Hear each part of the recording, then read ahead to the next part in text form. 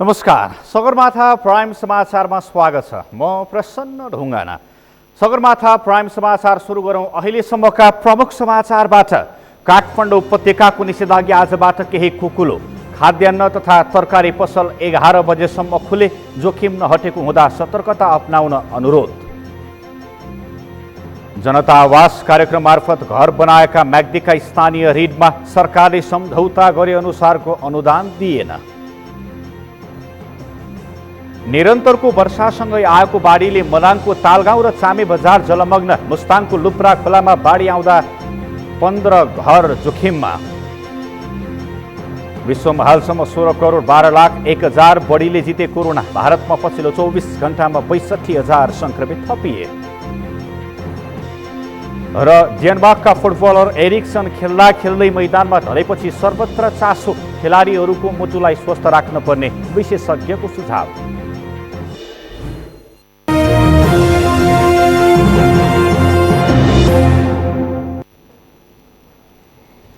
Sagarmatha prime समाचार अब विस्तारमा। काठमाडौँ उपत्यकामा जारी निषेधाज्ञा मङ्गलबार 47औं दिनदेखि खुकुलो बनाइएको छ। कोरोना संक्रमणमा केही कमी आएसँगै निषेधाज्ञा खुकुलो पारिएको हो। आजदेखि 7 गतेसम्म थपिएको निषेधाज्ञामा कुन कुन क्षेत्रलाई खुकुलो पारियो त? अमृत ढकालको रिपोर्ट। काठमाडौँ उपत्यकाको निषेधाज्ञा 7 गतेसम्म खुकुलो पार्दै थपिएको छ। आइतबार बसेको काठमाडौँ, ललितपुर र भक्तपुर जिल्ला प्रमुखको बैठकले कोरोना महामारी कायमै रहेकाले निषेधाज्ञा असार 7 गतेसम्म लम्ब्याउने निर्णय गरेको हो। मङ्गलबारदेखि लागू गरिएको निषेधाज्ञामा अब बिहान बेलुका हिँडडुल गर्न रोक हुने छैन भने खाद्यान्न, तरकारी, फलफुल, माछा मासु तथा पुस्तक पसल बिहान 11 बजेसम्म खोल्न दिइएको छ। जेठ मसान्तसम्म जारी गरेको निषेधाज्ञालाई चाहिँ अब 4 गतेदेखि 7 गतेसम्म थप गर्ने निर्णय गरेका छ। जस्तै अब खाद्यान्न, तरकारी, फलफुल, माछा मासु लगायतको बिक्री वितरणको लागि हामीले 11 गतेसम्म छुट्याएको हो। अहिले चाहिँ यसलाई टाइम एक्सटेन्सन गरेर दैनिक 11 बजेसम्म पसलहरू खुल्छन्। अर्को विद्यार्थीहरूको अब अनलाइन कक्षाहरू पनि सुचारू हुने भएको हुनाले पुस्तक किन्नलाई पनि समस्या हो भन्ने कुराहरू आयो। त्यसलाई पनि मध्यनजर राखेर हामीले अहिले पुस्तक पसल पनि बिहान 11 बजीसम्म खोल्न दिने भनेर निर्णय गरेका छौँ। यो समय कृषिको भएकाले कृषि कामका लागि मल, बिउ र अत्यावश्यक कृषिजन्य सामग्री ढुवानीका लागि पनि सहजीकरण गरिएको काठमाडौँ प्रमुख जिल्ला अधिकारी कालीप्रसाद पराजुलीले जानकारी दिए। होटलहरूलाई अनलाइन डेलिभरीका लागि सहजीकरण गरिएको छ। अब यो खेतीको सिजन भएको हुनाले अब यो कृषिसँग सम्बन्धित मल, बिउ होइन, त्यसपछि अत्यावश्यक कुराहरू पनि निर्माण ढुवानी गर्न दिने भन्ने व्यवस्था गरिएको छ। त्यसै गरी यो अनलाइन डेलिभरी होइन, जस्तै होम डेलिभरी गर्नको निम्ति पनि हामीले दिने भनेका छौँ। विकास निर्माणका काममा आवश्यक पर्ने पसललाई पनि सहजीकरण गरिएको छ। आज साँझ 4 बजेदेखि हार्डवेयर पसल पनि खुल्ला गरिएको छ। यो अब सार्वजनिक निर्माण र निजी निर्माणका कामहरू हामीले सञ्चालन गर्न दिएको हो। तर अब हार्डवेयरको पसलहरू चाहिँ सञ्चालनको व्यवस्था थिएन। अब यसलाई पनि अब हामीले दैनिक 4 बजेदेखि बेलुका 4 बजेदेखि खोल्न दिने भनेको छ। उपत्यकाको निषेधाज्ञा खुकुलो पारेसँगै बजारमा सवारी साधनको केही चाप पनि देखिएको छ। कोरोना संक्रमण रोकथाम तथा नियन्त्रण गर्न काठमाडौँ उपत्यकामा गत वैशाख 16 गतेदेखि निषेधाज्ञा जारी छ। संक्रमण दरमा केही कमी आएकाले काठमाडौँ उपत्यकामा निषेधाज्ञाको अवधि लम्बाएर केही खुकुलो पारिएको छ। निषेधाज्ञा सुरु गर्दा काठमाडौँ जिल्लामा नै 2000 भन्दा बढी संक्रमित थपिने गरेकोमा अहिले यो सङ्ख्या 500 हाराहारीमा छ। सगरमाथा टेलिभिजनका लागि क्यामेरामा केशव तिमिल सिन्हाका साथमा अमृत ढकाल, काठमाडौँ। नेपाली कांग्रेसका नेता अर्जुन नरसिंह केसीले राज्यको सम्पूर्ण शक्ति कोरोना नियन्त्रणमा लगाउन पर्ने बताउनु भएको छ। सोमबार नुवाकोटमा आयोजित एक कार्यक्रममा नेता केसीले सरकारले विकास र समृद्धिका ठूला कुरा नगरी यतिखेर नेपालीको जीवन रक्षाका लागि राज्यको सम्पूर्ण शक्ति र सम्पत्ति लगाउन पर्ने बताउनु भएको हो। राजनीतिपछि पनि गर्न सकिने भन्दै उहाँले पहिले जनताको जीवन बचाउन सरकारको ध्यानाकर्षण गराउनुभयो। नेता केसीले अहिले सबै राजनैतिक दल र सरकारले जनताको स्वास्थ्यलाई केन्द्रबिन्दुमा राख्न पर्ने बताउनुभयो। गण्डकी प्रदेशको भौतिक पूर्वाधार मन्त्री बनेसँगै बारम्बार विवादमा परिरहने राजीव गुरुङ उर्फ दीपक मनाङ्गी पुनः विवादमा परेका छन्। वास्तविक नाम भन्दा पनि डन परिचयसँग जोडिएको नामबाट चर्चामा आउने मनाङ्गे फेरि एकपटक राष्ट्रिय खेलकुद परिषदका सदस्य सचिवलाई लगाएको आरोपका कारण विवादमा परे। पुष्कर खतिवडाको रिपोर्ट। नेपाली माझ दीपक मनाङ्गे चिर परिचित नाम हो। उनी वास्तविक नाम राजीव गुरुङ भन्दा पनि डन छविबाट पाएको नामबाट परिचित छन्। तर पछिल्लो समय राजनीतिमा लागेका उनी प्रदेश सभामा स्वतन्त्र उम्मेदवारी दिएर विजयी मात्र भएनन्, 2 पटकसम्म मन्त्री समेत बने। मनाङ्गे गण्डकी प्रदेशका भौतिक पूर्वाधार मन्त्री पनि हुन्। तर विवाद अनि मनाङ्गे एउटै जस्तै हुँदै आएका छन्। मनाङ्गेले सोमबार राखेप सदस्य सचिव रमेश सिलवाललाई रक्सी र केटी भनेपछि हुरुके हुने दाबी गरेसँगै उनी पुनः विवादमा तानिए। यसको मोजमस्ती सिलवाल बिल कस्तो रहेछ, अलिकति रक्सी र अलिकति त्यो केटी भने पागल हुने मान्छेले भन्नु अपराध मान्ला, तर के गर्ने बिचरा, अब सायद त्यसको घरमा स्वास्थ्य राम्रो छैन होला, त्यो प्रब्लम पनि होला। सोमबार पत्रकारहरूसँग कुरा गर्दै मन्त्री मनाङ्गेले सदस्य सचिव सिलवाल र परिषद सदस्य राजेश गुरुङका सम्बन्धमा दिएको अभिव्यक्तिको भिडियो क्लिपहरू सामाजिक सञ्जालमा भाइरल बनेको छ। मनाङ्गेले पत्रकारहरूसँग कुरा गर्दै सिलवाल र मोटे जतिका ठग मान्छे त मैले देखेकै छैन, उनीहरूको सम्बन्ध राम्रो छ, सिलवाल यहाँ आउने मोज गर्ने जस्ता विवादित अभिव्यक्ति दिएका छन्। एक नम्बरमा त्यो राजेश मोटे भनेको छ, त्यो जतिको ठग मान्छे मैले बुझ्दै देखेँ। त्यसमा एउटा पत्र पनि छ, तपाईँलाई थाहा छ त्यो पत्र के छ? त्यसलाई त्यो खेलकुद सचिव, त्यो अर्को फटाफट त्यसको नाम के थियो सचिवको, सदस्य सचिवको रमेश कुमार सिलवाल। त्यसले यसलाई त एउटा लेटेस्ट के छ, 11 जिल्लाको होल प्रदेशको सम्पत्ति त्यसले भोक्चन गर्न पाउने भनेर छ। न त्यो सेक्युरिटी गार्ड हो, न त्यो कुनै कोच हो, त्यसले कसरी पाउँछ? सिलवाललाई यसको एकदम टाइम राम्रो छ। टाइम भनेको सिलवाल यहाँ आउने मोज मस्ती हेरे।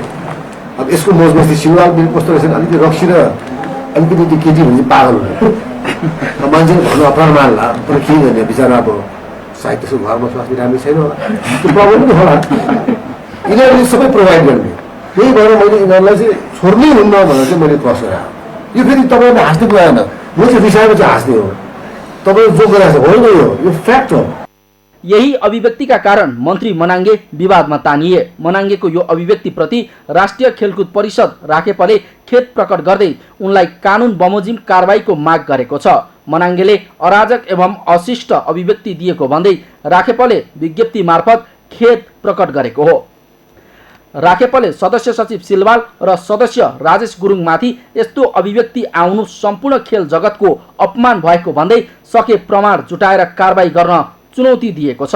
राखेपका प्रवक्ता कुलबहादुर थापाले मन्त्री गुरुङबाट सार्वजनिक भएको अभिव्यक्ति असभ्य एवं गैर जिम्मेवार भएको भन्दै यसको भत्सना एवं निन्दा गर्दै सो अभिव्यक्तिले नेपाली खेलकुद एवं राखेपको मानहानि भएको बताए। कुनै पनि व्यक्तिले सामाजिक पदको मर्यादा त्यसको बोलीमा चयन गर्ने विषयलाई पनि नेपाली जनताको मनलाई खिच्ने गर्छ। राष्ट्रिय खेलकुद परिषदले चाहिँ यसलाई अलिक गम्भीर रूपमा लिएको छ, किनकि राष्ट्रिय खेलकुद परिषदको नेतृत्व कार्यकारी प्रमुखलाई त्यो खालको लान्छना लाउनु भनेको र फेरि केही पनि नगर्नु, यदि साँच्चै हो भने त प्रमाणित गरेर कारवाही गर्नु पर्यो नि। अब मलाई व्यक्तिगत रूपमा भन्नुहुन्छ भने मेरो उहाँसँगको 2 वर्षको सङ्गतमा उहाँले रक्सी खानुहुन्न होइन। अब कुनै बदमास केटीहरूसँग पनि उहाँ लागेको मैले कुनै पनि एउटा सुइँकोसम्म पनि पाएको छैन।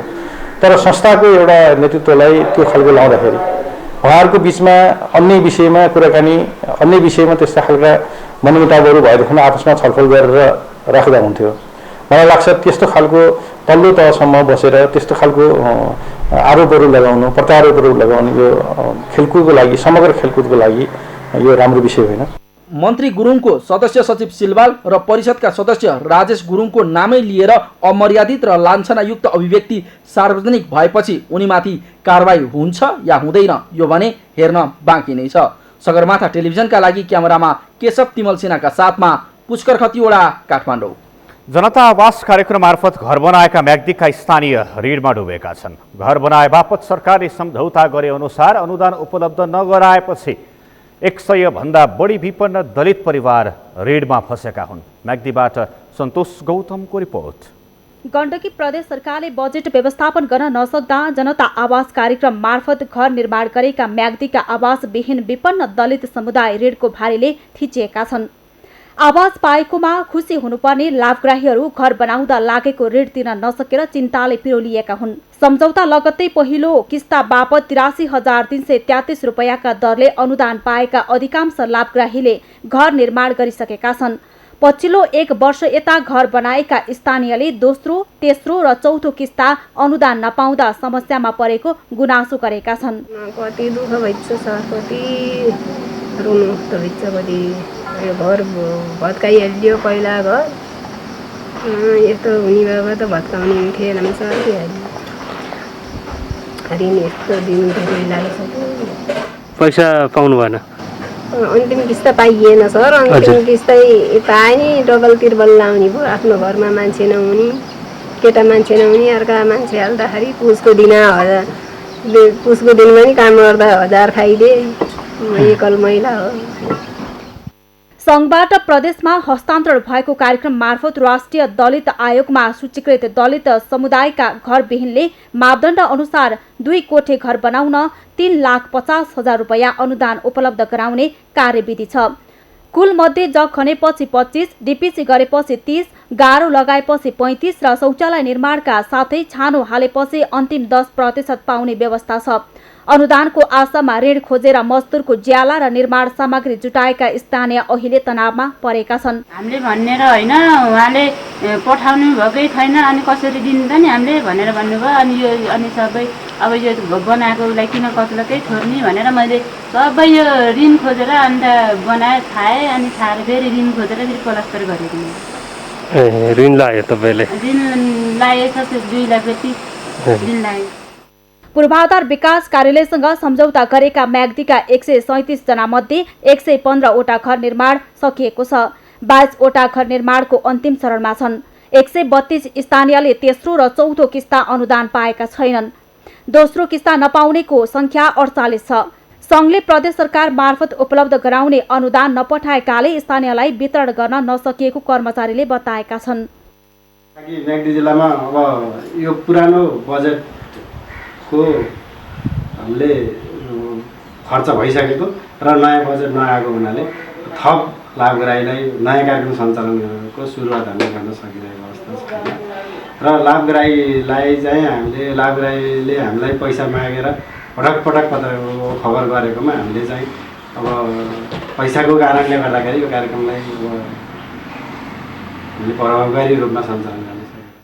आर्थिक वर्ष 2077-78 का लागि 83 लाख रुपैयाँ बजेट आएको जनता आवास कार्यक्रम मार्फत घर बनाएका सबै स्थानीयलाई भुक्तानीका लागि थप 2 करोड 55 लाख रुपैयाँ माग गरिएको छ।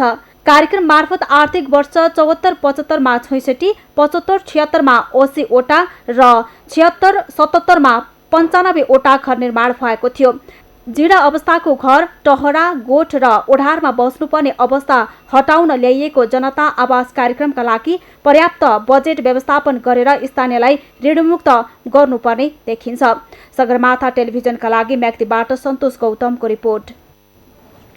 यशोदा देवी भगवान सिंह केसी मेमोरियल ट्रस्टले नुवाकोट जिल्लाका स्थानीय तह तथा स्वास्थ्य चौकीमा 23 वटा अक्सिजन कन्सन्ट्रेटर सहितको स्वास्थ्य सामग्री हस्तान्तरण गरेको छ। ट्रस्टले सोमबार नुवाकोट जिल्लाका स्थानीय जनप्रतिनिधि तथा स्वास्थ्य संस्थाका प्रतिनिधिलाई oxygen concentrator, mask, PPE, sanitiser लगायतका स्वास्थ्य सामग्री हस्तान्तरण गरेको हो। अमेरिकन मेडिकल फाउन्डेसन, नेपाल चिकित्सक सङ्घ र दीपक केसीको सहयोगमा प्राप्त भएको स्वास्थ्य सामग्रीमा यशोदा देवी भगवान सिंह केसी मेमोरियल ट्रस्टले थप गरी नुवाकोटको स्थानीय तहलाई दिएको ट्रस्टका अध्यक्ष डाक्टर केदार नरसिंह केसीले जानकारी दिनुभयो। कोरोनासँग लड्नका लागि आवश्यकता अनुसार अन्य स्वास्थ्य सामग्रीहरू पनि हस्तान्तरण गरिँदै जाने उहाँले बताउनु भएको छ।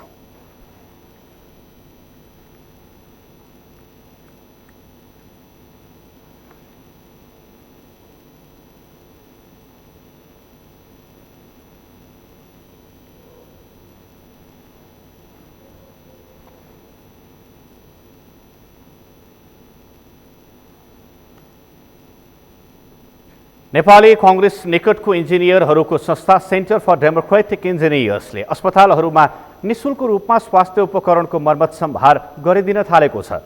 सेन्टर फर डेमोक्रेटिक इन्जिनियर्सले कोभिड-19 महामारीको समयमा विभिन्न अस्पतालहरूको कोभिडसँग सम्बन्धित उपचारमा आवश्यक उपकरणहरूको मर्मत सम्भार गरिदिन थालेको हो। कतिपय अस्पतालमा भेन्टिलेटर, अक्सिजन कन्सन्ट्रेटर, मोनिटर, आइसियुमा प्रयोग हुने विभिन्न खालका उपकरणहरू चलाउन नजानेको अवस्थामा अथवा बिग्रिएको अवस्थामा बायोमेडिकल इन्जिनियरहरूको समूहले निशुल्क मर्मत सम्भार गरिरहेको छ। इन्जिनियरहरूको समूहका एक इन्जिनियर आस्था नेउपानेले सबै प्रदेशमा 2 जना फोकल पर्सन तोकेर काम सुरु गरिएको र केन्द्रमा 15 जनाको केन्द्रीय समिति बनाइएको उहाँले बताउनुभयो। कतिपय अवस्थामा प्रयोगकर्ताले स्वास्थ्य उपकरण चलाउन नजानेर समस्या देखिने गरेको भन्दै आफूहरूले आवश्यक अस्पतालमा पुगेर सहजीकरण गरिदिने गरेको उहाँले बताउनुभयो। किनेछौँ हामीले अक्सिजन कन्सन्ट्रेटरहरू, अक्सिजन दिन्छ, अक्सिजनको हार्ट भयो, अक्सिजन कन्सन्ट्रेटरहरू हामी धेरैजनाले घरमा किनिरहेका छौँ, तर सबैलाई चलाउन आउँछ भन्ने त छैन नि त। अनि त्यही भएर नै हामीले यो सहजीकरण हुन्छ भन्ने हिसाबले चाहिँ यो ग्रुप खोलेर यसरी हामीले नेपाली काङ्ग्रेसको थ्रुबाट एउटा इन्जिनियरिङ उसबाट हामीले एउटा भोलिन्टियर वर्क, अब यस्तो बेलामा के अलिकति भयो नि इज होस्, हेल्प होस् भनेर चाहिँ हामीले एउटा भोलिन्टियर वर्क सुरु गरेर हौँ। यसमा चाहिँ हामीले कोभिड रिलेटेड इक्विपमेन्ट्सहरू जस्तै भेन्टिलेटर, बाइप्याप, सिप्याप, अक्सिजन कन्सन्ट्रेटर, जति पनि मोनिटरहरू, जति पनि आइसियुमा युज हुने कोभिड रिलेटेड इक्विपमेन्टहरू चाहिँ हामीले अहिले फ्री मेन्टेनेन्स चाहिँ गरिदिरहेको छौँ। इन्जिनियरहरूको उक्त समूहले आज ललितपुर स्थित सर्वाङ्ग अस्पतालमा रहेको भेन्टिलेटरको समस्यालाई अस्पतालमै पुगी समाधान गरिदिएको इन्जिनियर उत्तम श्रेष्ठले जानकारी दिनुभयो। सर्वाङ्ग अस्पतालको भेन्टिलेटर हाल प्रयोग गर्न योग्य रहेको अब हामी चाहिँ यही सिडेनको थ्रुबाट यो जुन सेन्ट्रल कमिटी बनेको छ यहाँ बायोमेडिकल इन्जिनियर्सको, त्यही सेन्ट्रल कमिटीबाट हामी चाहिँ आज सर्वाङ्ग हस्पिटलमा भेन्टिलेटरमा इस्यु आएको भएर त्यो हेर्न आएको छौँ हामी 2 जना। भेन्टिलेटरमा चाहिँ हामीले air supply plus oxygen supply दुइटै दिएको हुनुपर्छ। एयर र अक्सिजन दुइटालाई मिक्स गरेर अनि पेसेन्टलाई चाहिँ भेन्टिलेटरले सास फेर्न योग्य हावा दिन्छ अनि त्यसबाट चाहिँ पेसेन्टलाई सास फेर्न इज हुन्छ। हाल नेपालका 75% अस्पतालहरूमा बायोमेडिकल इन्जिनियरहरू नभएको भन्दै इन्जिनियर श्रेष्ठले अहिलेको परिवेशमा अस्पतालहरूमा बायोमेडिकल इन्जिनियरहरूले सहयोग गर्न पर्ने अवस्था आएको बताउनुभयो। समाचारमा पालो भएको छ विश्रामको। विश्रामपछि निरन्तरको वर्षासँगै आएको बाढीले मनाङको तालगाउँ र चामे बजार जलमग्न। मुस्ताङको लुप्रा खोलामा बाढी आउँदा लुप्रा गाउँका 15 घर जोखिममा। हालसम्म विश्वमा 16 करोड 12 लाख 1 हजार बढीले जिते कोरोना। भारतमा पछिल्लो 24 घण्टामा 62,000 सङ्क्रमित थपिए। र डेनमार्कका फुटबलर एरिक्सन खेल्दै मैदानमा ढलेपछि सर्वत्र चासो। खेलाडीहरूको मुटुलाई स्वस्थ राख्न पर्ने विशेषज्ञको सुझाव। शिवम सिमेन्ट।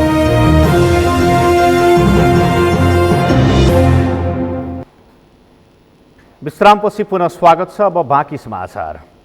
मनसुन सक्रियतासँगै देशभर वर्षा भएको छ। वर्षाले नदी तथा खोला नालामा पानीको सतह बढेको छ भने धेरै गाउँ बस्ती डुबानमा परेका छन्। अझै केही दिन वर्षा जारी रहने भएकाले नदी किनारका बस्ती तथा पहिरोको जोखिम क्षेत्रमा उच्च सतर्कता अपनाउन आग्रह गरिएको छ। अमृत ढकालको रिपोर्ट। मनसुनको सक्रियतासँगै देशका अधिकांश भूभागमा वर्षा जारी छ। लगातारको वर्षाले केही क्षेत्रमा बाढी पहिरोको जोखिम बढेको छ भने केही क्षेत्र डुबानको चपेटोमा परेका छन्। मङ्गलबार बिहान मौसम महाशाखाले एक विज्ञप्ति जारी गर्दै स्याङ्जा, बारा, पर्सा, रौतहट, काठमाडौँ, रचुवा, सिन्धुपाल्चोक, चितवन, नुवाकोट, मकवानपुर, गोर्खा, कास्की, पर्वत, सल्यान, दार्चुला, अछामसहित देशका 41 जिल्लामा बाढी पहिरोको खतरा रहेको जानकारी दिएको छ।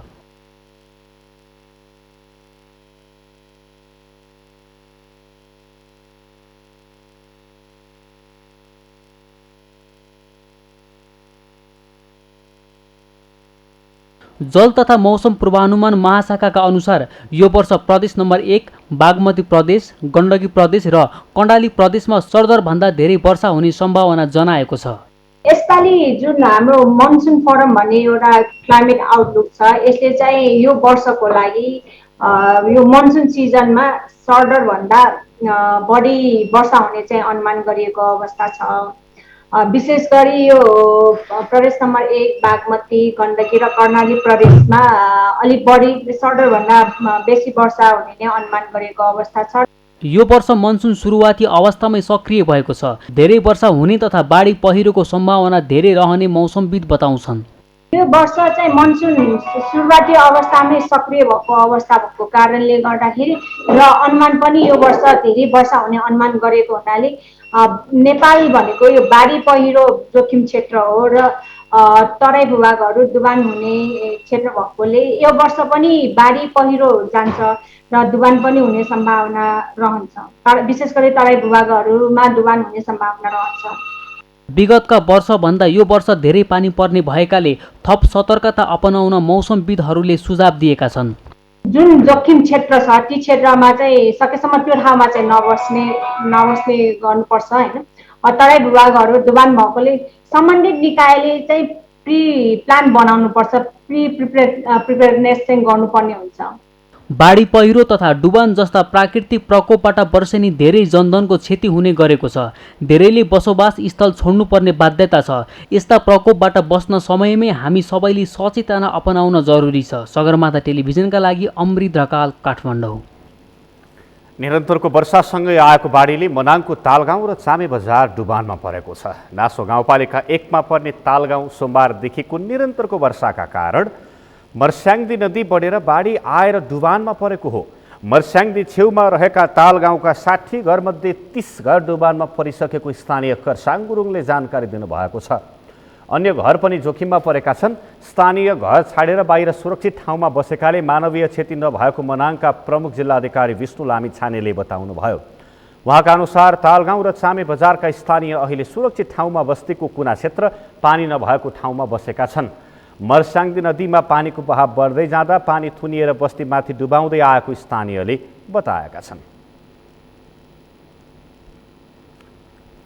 यता मुस्ताङको बारागुङ मुक्ति क्षेत्र गाउँपालिकाको लुप्रा खोलामा लेदो सहितको बाढी आएको छ। निरन्तरको वर्षाका कारण बाढी आउँदा खोला किनारको लुप्रा गाउँ जोखिममा छ। 81 लेदो सहित बाढी आउँदा बस्ती जोखिममा परेको स्थानीयले बताएका छन्। बाढीका कारण बस्तीका करिब 15 घर पूर्ण जोखिममा छन्। निरन्तर पानी परिरहेका कारण थप क्षति हुन नदिन सुरक्षित ठाउँमा स्थानान्तरण गर्ने काम भइरहेको छ। माथिल्लो भेगमा हिउँ पग्लने र ठुलो पानी एकैपटक पर्दा लेदो सहितको बाढी आएको हुन सक्ने अनुमान गरिएको छ। पानी परिरहेकोले बाढी बढ्न सक्ने रहेकाले सुरक्षित रहन स्थानीयलाई आग्रह गरिएको छ। यता अविरल वर्षाका कारण पोखराका विभिन्न स्थान उच्च जोखिममा परेका छन्। अविरल वर्षाले रामघाटका दाह संस्कार गृहहरू समेत प्रभावित भएका छन्। वर्षाले नदी थुनिएर सेतीको बहाव बढेर ताल बनेको छ। वर्षा अझै जारी रहे रामघाट क्षेत्रमा उच्च जोखिम हुन सक्ने स्थानीयको भनाइ छ।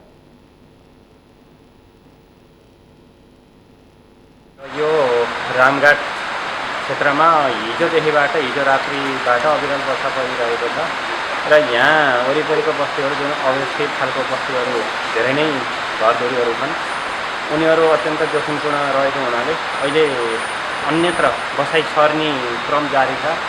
जुन वस्तुहरू पनि छन् वस्तुहरूलाई पनि सारिरहेका छन्।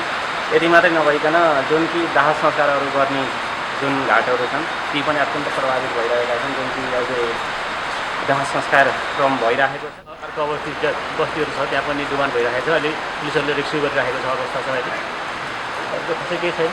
सधैँ हरेक वर्ष यस्तै हुने गरिरहेछ यहाँ यो ठाउँमा होइन।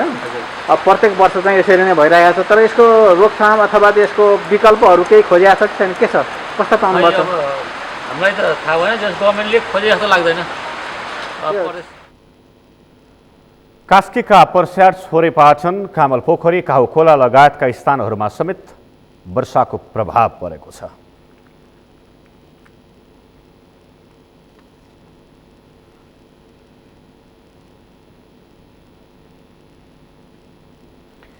निरन्तरको वर्षाले चितवनको जनजीवन प्रभावित भएको छ। सोमबार दिउँसोदेखि भएको वर्षाका कारण मङ्गलबार आज दिउँसैदेखि नारायणी नदीले खतराको तह पार गरेको छ।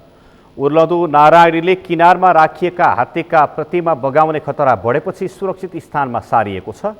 आज दिउँसो स्थानीय युवाहरूले हात्तीका प्रतिमा सुरक्षित स्थानमा सारेका हुन्। आज दिउँसो नारायणी नदीको सतह बढेर 8.5 मिटर पुगेको थियो। जलमापन केन्द्र देवघाट आसपास 8 मिटर पानीको सतहलाई खतराको तह मान्ने गरिन्छ। जलमापन केन्द्रका अनुसार नारायणीको बहाव अझै बढ्ने क्रममा रहेको छ। नारायणीले खतराको तह पार गरेसँगै नदी तटीय क्षेत्रमा बसोबास गर्नेहरूलाई सतर्क रहन जिल्ला प्रशासन कार्यालय चितवनले अपिल गरेको छ। वर्षा जारी रहेकाले नारायणगढ मुगलिन सडक खण्डमा समस्या आउन सक्ने भन्दै डोजर लगायतका मेसिन तयारी हालतमा राखिएको नारायणगढ मुगलिन सडकका इन्जिनियर शिव खनालले जानकारी दिनुभएको छ। निरन्तरको वर्षापछि राप्ती नदीको सतह पनि निकै माथि आएको छ। यस्तै निरन्तरको वर्षाले चितवनको माडीका ठाडा खोलाहरूमा बाढी आएको छ। बाढीका कारण जिल्ला सदरमुकाम भरतपुर आवत जावतमा समस्या भएको छ। यसै सन्दर्भमा थप कुराकानी गर्नका निम्ति प्रत्यक्ष टेलिफोन सम्पर्कमा राजु सापकोटा चितवनबाट हाम्रा संवाददाता हुनुहुन्छ। राजुजी, दर्शकवृन्द, हाम्रा संवाददाता राजु सापकोटासँगको कुराकानी सफल हुन सकेन। हामी समाचारमा छौँ, अब पालो बाँकी समाचारको। सोमबार साँझदेखि परेको अविरल झरीका कारण तनहु भएर बग्ने ठुला तथा साना नदीहरूमा पानीको बहाव उच्च भएको छ। मादी सेती मर्स्याङ्दी नदी तथा अन्य खहरे खोलाहरूमा पनि पानीको बहाव बढेको छ। निरन्तर पानी परिरहेको र नदी तथा खोलाहरूमा बाढी आएकाले तटीय क्षेत्रका बासिन्दालाई सतर्कता अपनाउन जिल्ला प्रशासन कार्यालय तनहुले अनुरोध गरेको छ।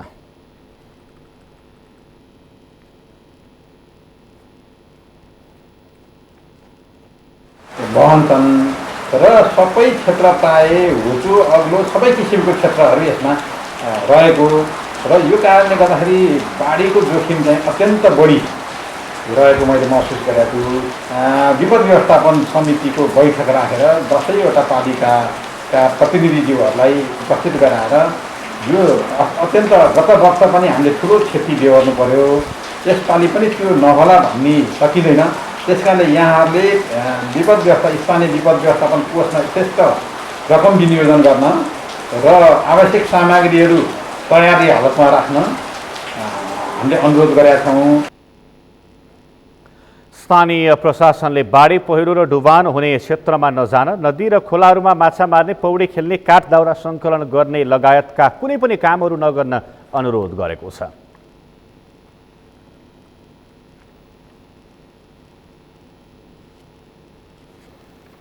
यस्तै निरन्तरको वर्षासँगै म्याग्दीका मुख्य सडकमा यातायात सेवा ठप्प बनेको छ। म्याग्दी र मुस्ताङलाई राष्ट्रिय राजमार्गसँग जोड्ने मालढुङ्गा बेनी जोमसोम र म्याग्दीको पश्चिमी क्षेत्रका 3वटा गाउँपालिकालाई सदरमुकाम बेनीसँग जोड्ने बेनी दरबाङ सडक पहिरोका कारण अवरुद्ध बनेको हो।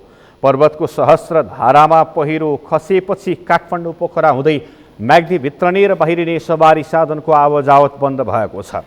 बेनी नगरपालिका र मङ्गला गाउँपालिकाको सिमानामा पर्ने फापरखेत र मालिका गाउँपालिकाको बाङ्गे पहिरोमा खसेको पहिरोले 24 किलोमिटर दूरीको बेनी दरबाङ सडक अवरुद्ध बनेको जिल्ला प्रहरी कार्यालयले जनाएको छ। मालिका गाउँपालिकाको देवीस्थान जोड्ने सडकबाट खसेको पहिरोले दरबाङदेखि धारापानी ताकम हुँदै धवलागिरी गाउँपालिकाको केन्द्र मुना जोड्ने सडकमा यातायात अवरुद्ध बनेको छ। मनसुन सक्रिय भएको छ। वर्षा हुन सुरु भएपछि बाढी पहिरोले देशका विभिन्न ठाउँमा क्षति पुर्याउन थालेको छ। वर्षायाममा हुने बाढी पहिरो तथा डुबान लगायतका विपद व्यवस्थापनका लागि सुरक्षा निकायका 3वटै निकायले तयारी अवस्थामा रहेको जनाएका छन्। अघिल्लो वर्षको तुलनामा विपदका घटना बढ्ने जानकारी प्राप्त भएकाले व्यवस्थापनका लागि पूर्ण रूपमा तयारी अवस्थामा रहेको सुरक्षा निकायका प्रवक्ताहरूले जनाएका हुन्। एक रिपोर्ट। नेपाली सेना, सशस्त्र प्रहरी बल र नेपाल प्रहरीका प्रवक्ताले यस वर्ष अघिल्लो वर्षको तुलनामा विपदका घटना बढ्ने जानकारी प्राप्त भएकाले व्यवस्थापनका लागि पूर्ण रूपमा तयारी अवस्थामा रहेको बताएका छन्। पूर्व तयारी, उद्धार, पुनर्स्थापना तथा राहतको काममा आफ्नो संयन्त्रलाई तयारी गरिएको उनीहरूले बताएका हुन्। नेपाली सेनाका प्रवक्ता सन्तोष बल्लभ पौडेलले सेनाले विपद प्रतिकार योजना तयार पारेर काम सुरु गरिसकेको बताएका छन्। विपदको घटना घट्ने ठाउँको नक्साङ्कन गरी आवश्यक जनशक्तिलाई तयारी अवस्थामा राखिएको उनले बताए। 77 वटै जिल्लामा भएका गण तथा गुल्लमहरूबाट 1/3 जनशक्ति फौजलाई विपद व्यवस्थापनको लागि तयारी अवस्थामा राखिएको उनले जानकारी दिए। खतरायुक्त स्थानमा सेनासँग भएको आवश्यक स्रोत साधनसहित दक्ष जनशक्ति परिचालन गरिने उनले बताएका छन्। नेपाली सेनासँग तालिम प्राप्त 2वटा विशेष युनिट भएको उल्लेख गर्दै उनले ती युनिटलाई विपद समयमा परिचालन गरिने जानकारी दिए। यस सँगसँगै हाम्रो तयारीको बारेमा कुरा गर्नुपर्दाखेरि 3वटा विषय मैले उल्लेख गर्नुपर्ने हुन्छ। पहिलो चाहिँ हाम्रो तयारी भनेको अघि मैले तपाईँलाई उल्लेख गरे अनुसारकै हजार्ड म्यापिङ एउटा रह्यो र दोस्रो हाम्रो जनशक्तिलाई स्ट्यान्ड बाई राख्ने, जस अन्तर्गत हाम्रो 77वटै जिल्लामा तैनात भएका गण गुल्महरूबाट 1/3 जनशक्ति, जस्तो गणबाट 1 गुल्म सरहको र गुल्मबाट 1 सेमु सरहको फौजलाई हामीले विपद व्यवस्थापनको लागि भनेर तयारी हालतमा अर्थात् स्ट्यान्ड बाईमा राखेका छौँ। यसमा केही दक्ष र केही अर्धदक्ष व्यक्तिहरू पनि समावेश छन् र केही सीमित मात्रामा स्रोत साधनहरू पनि उपलब्ध गराइएको छ। सशस्त्र प्रहरी बलले पनि विपदको प्रतिकार गर्न आफ्नो तयारी पूरा भएको बताएको छ। सशस्त्र प्रहरी बलका प्रवक्ता राजु अर्यालले पूर्व तयारीका सम्पूर्ण काम पूरा गरिसकेको जानकारी दिएका छन्। केन्द्रीय कार्यालयबाट परिपत्र गरेर सबै युनिटलाई तयारी अवस्थामा रहन निर्देशन दिइसकेको उनले बताए। खतरायुक्त ठाउँको नक्साङ्कन गरेर बाढी, पहिरो, डुबान केको जोखिम हो त्यसै अनुसार जनशक्ति परिचालन गरिएको उनले बताए। सशस्त्रमा विपद व्यवस्थापनको तालिम लिएको जनशक्ति 1918 जना रहेको भन्दै उनले सो जनशक्तिलाई प्रत्येक प्रदेशमा 1 समूह, उपत्यकामा 2वटा र विपद व्यवस्थापन तालिम केन्द्र कुरिन्टारमा 2वटा गरी 10वटा समूह परिचालन गरिने उनले जानकारी दिएका छन्। तराईको जिल्लाहरूमा डुबानको समस्या र पहाडी इलाकाहरूमा पहिरोको समस्या गर्दाखेरि जस्तो यसपालि पनि हामीलाई प्राप्त रेकर्ड अनुसार 18 लाख मानिसहरू, करिब 18 लाख मानिसहरू विस्थापित हुनुपर्ने अवस्था अथवा 18 लाख मानिसलाई चाहिँ प्रत्यक्ष रूपमा असर पर्न सक्छ भन्ने हामीलाई मेट्रोलोजीबाट त्यो खबर आएको छ। त्यही अनुसार जस्तो बाढीबाट मात्रै 17 लाखभन्दा बढी र पहिरोबाट 1,17,000 भन्दा बढी मान्छेहरूलाई असर गर्न सक्छ भन्ने जुन सूचनाको आधारमा त्यो स्पोटहरूलाई हामीले यो ठाउँ खतरा हुन्छ, जोखिमयुक्त छ भनेर पहिचान गरेका छौँ स्थानीय स्तरसम्म। र त्यो पहिचान गरेको स्थानमा कुन खालको जोखिम हो, बाढीको जोखिम हो कि पहिरोको जोखिम हो, डुबानको जोखिम हो, त्यो जोखिम अनुसारको हाम्रो जनशक्तिहरू हामीले त्यहाँ तैनाथी गरेर पठाएका छौँ। सशस्त्र प्रहरी बलमा विपद व्यवस्थापन तालिम केन्द्र हाम्रो कुरिन्टारमा छ। त्यो तालिम केन्द्रको त्यो तालिम केन्द्रमा तालिम गरेका हाम्रो 1917 जना एकदम एक्सपर्ट, विपद व्यवस्थापनकै एक्सपर्ट चाहिँ जनशक्ति हामीमा छ। त्यो जनशक्तिलाई हामीले प्रत्येक प्रदेशमा एउटा टोली, उपत्यकामा 2टा टोली र कुरिन्टारमा एउटा गरी 10वटा टिम चाहिँ हामीले स्पेशल यो विपद व्यवस्थापनको लागि नै भनेर चाहिँ 10वटा टिम छुट्टै तयार गरेर त्यहाँ परिचालन गरिसकेका छौँ। नेपाल प्रहरीका प्रवक्ता बसन्त बहादुर कुँवरले विपदको प्रतिकार गर्न नेपाल प्रहरीको माथिदेखि तलसम्मको संरचना सक्रिय भइसकेको बताएका छन्। प्रहरीले केन्द्रका विभिन्न निकाय र स्थानीय तहको विभिन्न निकाय तथा सरकारवालासँग समन्वय गरेर काम अगाडि बढाइसकेको उनले जानकारी दिए। विपदको समयमा प्रहरी सङ्गठनभित्र रहेको साधन स्रोतलाई अधिक प्रयोग गर्ने उनले बताए। प्रवक्ता कुँवरले स्थानीय तह र प्रदेश सरकारबाट प्राप्त भएका विपद प्रतिकारका लागि आवश्यक पर्ने औजारहरू व्यवस्थापन गर्न नेपाल प्रहरी लागिरहेको बताएका छन्। विपद व्यवस्थापन प्रतिकारको अभ्यासहरू एकीकृत रूपमा सम्पूर्ण शिक्षा निकाय समेतको संलग्नतामा एकीकृत प्रयास अभ्यासहरू पनि भइरहेको अवस्था छ। यसै सिलसिलामा अब प्रदेशको चाहिँ प्रदेश व्यवस्थापन समिति, विपद व्यवस्थापन समिति, जिल्लाको जिल्ला विपद व्यवस्थापन समिति र यसैसँग जोडिएको जुन प्रदेश स्तरको चाहिँ आपतकालीन सञ्चालन केन्द्र, स्थानीय स्तरको चाहिँ जिल्ला स्तरको चाहिँ जिल्ला आपतकालीन परिचालन केन्द्र, सञ्चालन केन्द्र र स्थानीय सबै जुन चाहिँ संयन्त्र छ त्यससँग विपद सङ्कटमा रहेर प्रहरीले प्रत्येक इकाइको प्रहरीले समन्वय गरेर काम गरिरहेको अवस्था छ। स्थानीय स्तरमा प्रहरी सरकारवाला निकायहरूसँग समन्वय गरेर प्रवक्ता कुँवरले बताएका छन्। मुख्य तथा सहायक राजमार्गहरूलाई अवरुद्ध हुन नदिन प्रहरीले ध्यान केन्द्रित गरेको छ। समाचारमा पालो भएको छ विश्रामको। विश्रामपछि विश्वमा हालसम्म 16 करोड 12 लाख 1 हजार बढीले जिते कोरोना। भारतमा पछिल्लो 24 घण्टामा 62,000 सङ्क्रमित थपिए। र डेनमार्कका फुटबलर एरिक्सन खेल्दा खेल्दै मैदानमा ढलेपछि सर्वत्र चासो। खेलाडीहरूको मुटुलाई स्वस्थ राख्न पर्ने विशेषज्ञको सुझाव।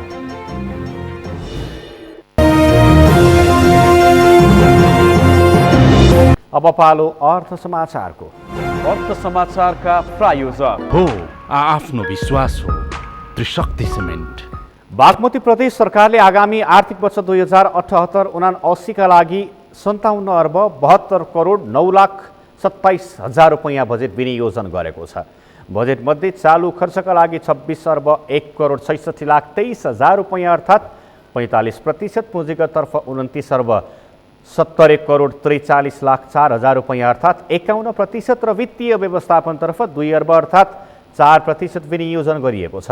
बजेट कार्यान्वयनका लागि कर राजस्वबाट 23 अर्ब 82 करोड 18,18,000 रुपैयाँ र अन्य राजस्वबाट 6 अर्ब 82 करोड 31,000 रुपैयाँ तथा सङ्घीय सरकार र वित्तीय हस्तान्तरणबाट प्राप्त हुने 16 अर्ब 92 करोड 68 लाख र विविध प्राप्त 1 अर्ब 5 करोड 9,96,000 सङ्कलन हुने अनुमान गरिएको छ। त्यस्तै चालु आर्थिक वर्षको राजस्व बजेटबाट 9 अर्ब 10 करोड प्राप्त हुने अनुमान गरिएको छ।